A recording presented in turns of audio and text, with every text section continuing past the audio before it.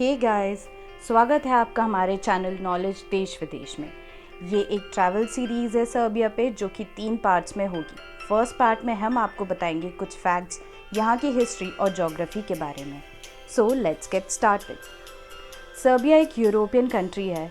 ये south east central Europe का part है, जिसे बाल्कन रीजन भी कहा जाता है। इसके पड़ोसी देश Hungary, Bosnia, North Macedonia, Romania, Bulgaria, Croatia, Montenegro हैं।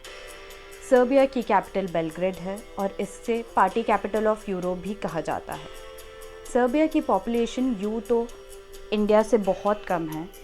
इसकी पॉपुलेशन 7 मिलियन अप्रॉक्सीमेटली है, जिसमें 90% क्रिश्चियनिटी फॉलो करते हैं और 3% इस्लाम।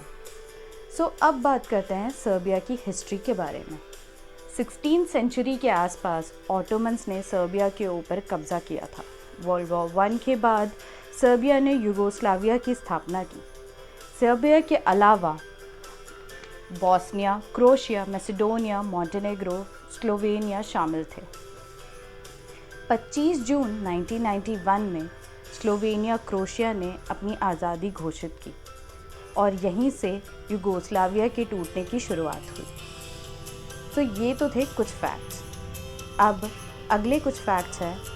नोवाक जोकोविच को, जो कि एक प्रख्यात टेनिस प्लेयर हैं, ये भी सर्बिया से हैं। निकोलस टेस्ला, जिन्होंने ऑल्टरनेटिंग करंट का आविष्कार किया था, वो भी एक सर्बियन अमेरिकन थे।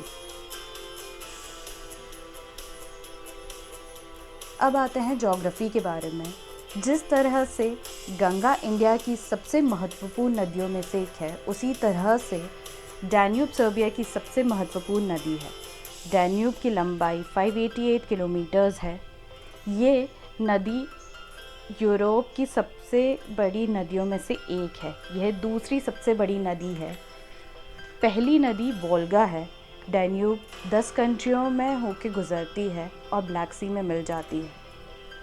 सर्बिया का वातावरण कृषि के लिए बहुत ही अनुकूल है। यह रास्पबेरी और प्लम्स के लिए दुनिया का सबसे बड़े उत्पादकों में से एक है।